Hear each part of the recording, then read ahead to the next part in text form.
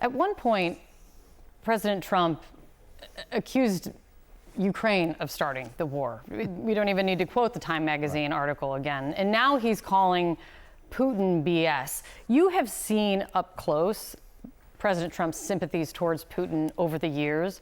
Do you believe that he has fundamentally shifted his view on the Russian president, or could Trump be one happy phone call away from blaming Zelensky again? Well, my hope is that the president's starting to recognize that Vladimir Putin doesn't want peace. Vladimir Putin wants Ukraine. And again and again, President Zelensky, who I came to know during my time as vice president, has made it clear he's prepared for a ceasefire. He's prepared to negotiate a lasting peace in the region. While we saw again just last night, a barrage of merciless attacks on civilian populations, and I welcome the president's decision to reverse a decision somewhere out of the Pentagon that suspended aid to Ukraine. You look back at our administration, Kate, and we were the first administration to provide lethal aid to Ukraine. Remember, Barack Obama only provided, military meals and blankets. We came in and gave them the kind of Stinger missiles and resources that I think prevented Vladimir Putin from invading Ukraine during our 4 years in office. And then it literally in the aftermath of the Biden administration's disastrous withdrawal from Afghanistan, I think Putin was emboldened. He rolled across the border. He's made no secret of his ambitions. And while I had concerns and expressed them in those first 100 days about the president's kind of ongoing hope and desire for a negotiated settlement, I welcome his decisions this week and his rhetoric. And I think what may have changed is that some of the isolationist voices in and around this administration that recently condemned the president's correct and courageous decision to launch a military assault against Iran. I think they may have lost some of their footing with the president. I mean, by leveling criticism in our effort to ensure that Iran could never obtain a usable nuclear weapon, I think some of those isolationist voices may have literally lost some credibility with the president. But whatever the cause, I welcome it, because I do believe the time has come for us to renew our military support for Ukraine, make it clear that we're going to continue to provide that support along with our European allies until a just and lasting peace is achieved. I also am hopeful that Senator Thune will bring the new Russia sanction bill to the floor of the Senate next week. There are issues with two of those things, but with both of those things, there are issues right now. And I saw you almost shake your head in disbelief at what the reporting has been, which is today we learned that U.S. weapons shipments are starting back up to Ukraine. Right. But this comes after the reporting is that the Pentagon paused shipments on some weapons, signed off on by the Secretary of Defense, without the knowledge, without informing the President of the United States. The idea that a decision that big was made without getting the approval of or even informing the President of the United States, does that make any sense to you? Well, look, when you've served at the level I've served at, it's a big government, and a lot of people in your agencies and in departments are making decisions all the time, but that one was troubling to me. And my bet is it's very troubling to the president. My expectation is that he'll get to the bottom of it. He will find out who initiated that decision. But the most important thing is that he reversed it and made it clear in a phone call with President Zelensky last Friday that the support's going to continue to come. Now, I will say, and I say respectfully to the president, if he's looking on, this isn't just about defensive weapons. Right. We've got to continue to provide President Zelensky and the Ukrainian military with the offensive capability as well as the kind of support against aerial assaults that'll allow them to achieve a real peace. Sorry, Mr. President. This isn't the first problem at the Pentagon that has come out under the leadership of Pete Hegseth.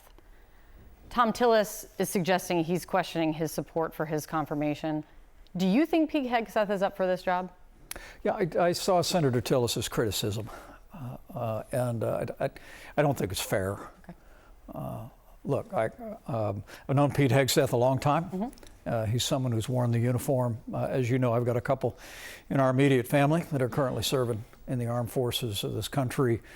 And I got to tell you, I'm very encouraged overall with the president's leadership and his team at the Pentagon. I think General Kane had demonstrated his extraordinary capabilities with the success of that mission over Iran. Our airmen did an incredible job after the president made that courageous decision to launch U.S. forces. I think the launching efforts earlier this year that caused the Houthis to stand down on what had been years of attacks against U.S. military vessels in the region. And probably the most hopeful thing, I would say, and I credit first the president, but also the Secretary of Defense and his entire team, is recruitment is up. I mean, we had fallen behind in every branch in the service in meeting recruitment goals at the end of the Biden administration.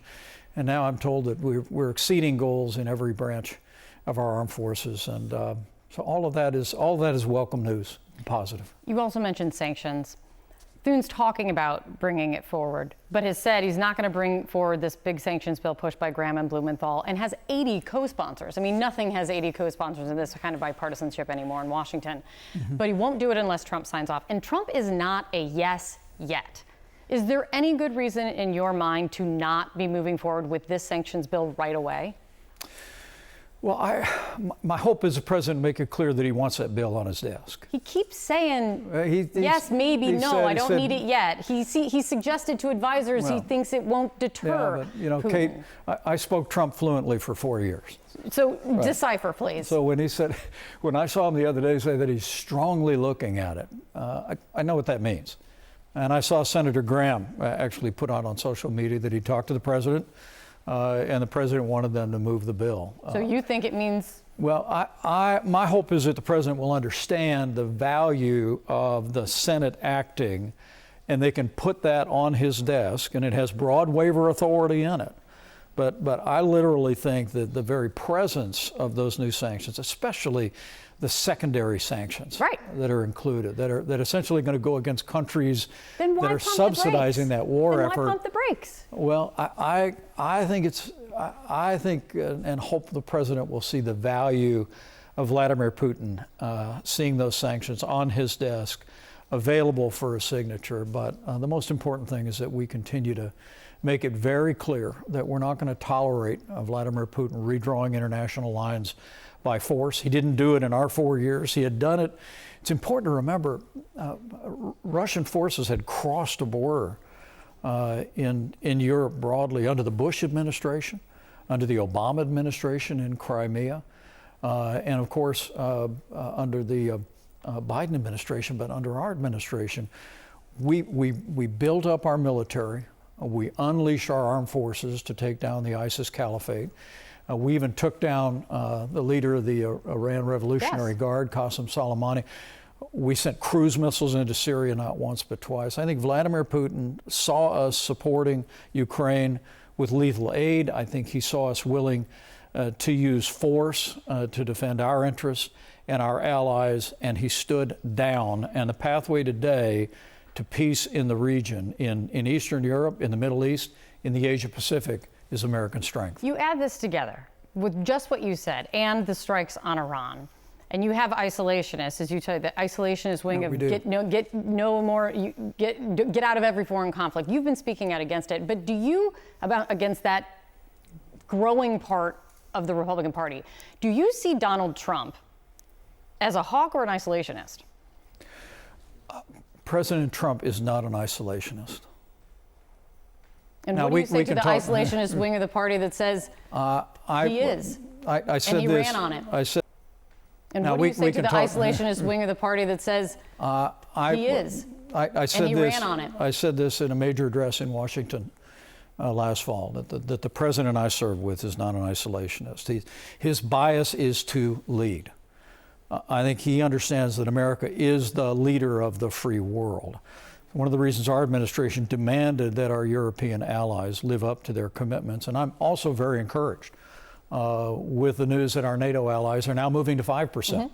Again, that's not the action of an isolationist. That's the action of a president who understands that America's role is to lead the free world. But make no mistake about it, there's a vigorous debate in the Republican Party today by some of the loudest voices around the president that say that America needs to pull back, that we need to pull the shutters in. We need to worry exclusively about what's happening here at home. And while we should always be concerned about what's happening in our country first, our economy, our security, our prosperity, our values, I think for the better part of the last century, the American people have understood that our role is to lead the free world.